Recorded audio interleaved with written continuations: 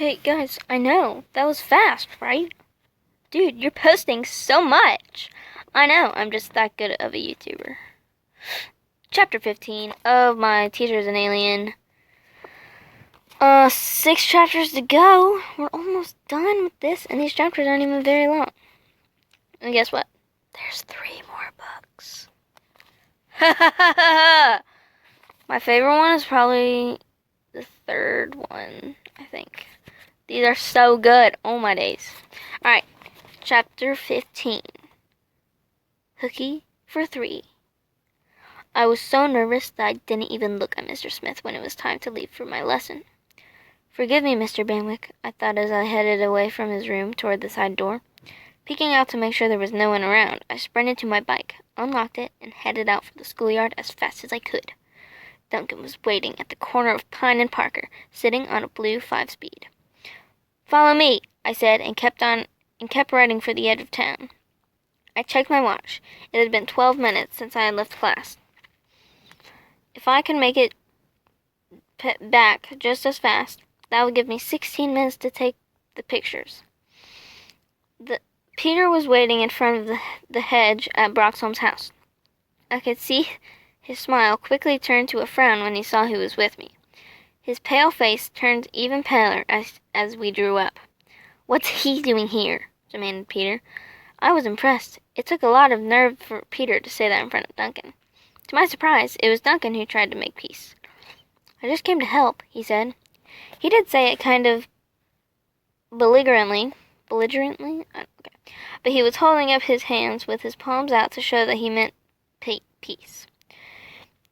He's going to be our lookout, I added, hoping that Peter would see the wisdom of this. He hesitated for a moment, then nodded. Okay, he said grudgingly. I guess you can stay. I guess you can stay.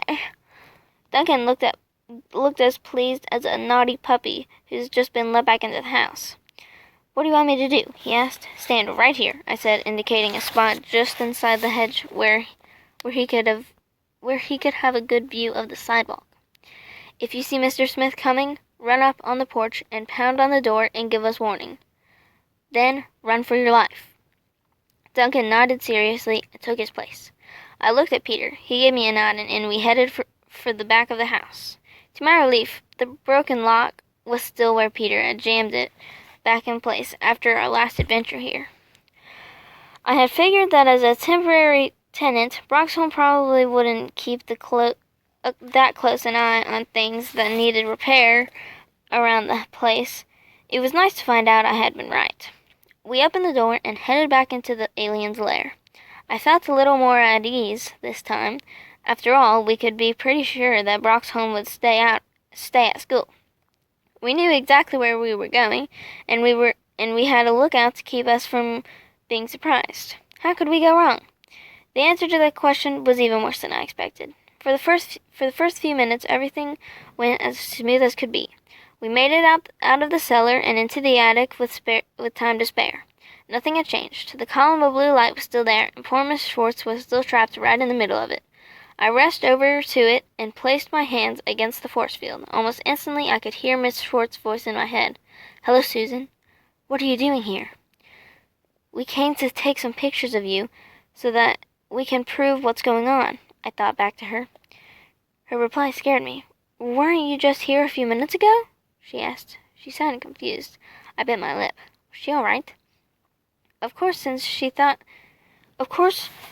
the thought was about her, Miss Schwartz picked it up. I'm not sure, she responded. It's getting so it's very hard to think in here. She paused for a moment, then asked, What day is this? It's Tuesday, I thought. Tuesday the 24th of May. Her reaction almost knocked me over. You must do something, she thought desperately. It's only 2 days.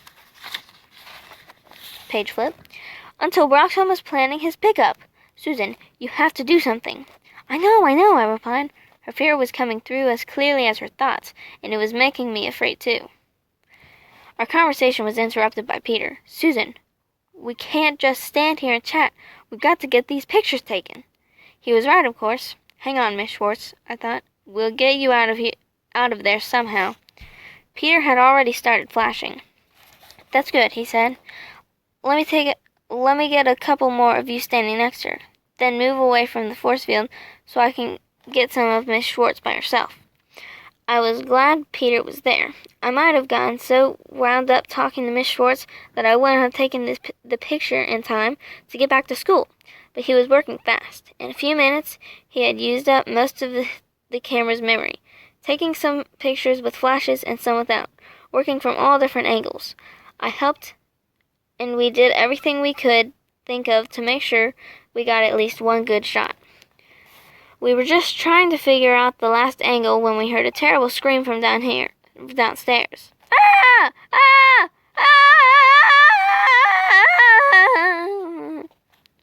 Ah!"